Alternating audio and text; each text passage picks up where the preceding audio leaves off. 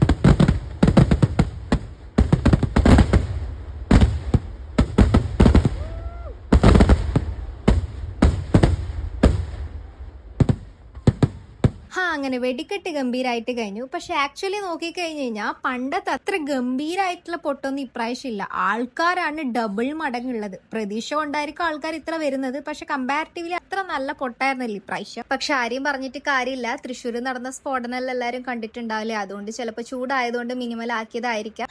അങ്ങനെ വെടിക്കെട്ട് സമാപനം കഴിഞ്ഞു. അപ്പൊ എങ്ങനെയാ നെക്സ്റ്റ് വീഡിയോ കാണുന്നവരെ കൂടെ കൂടല്ലേ?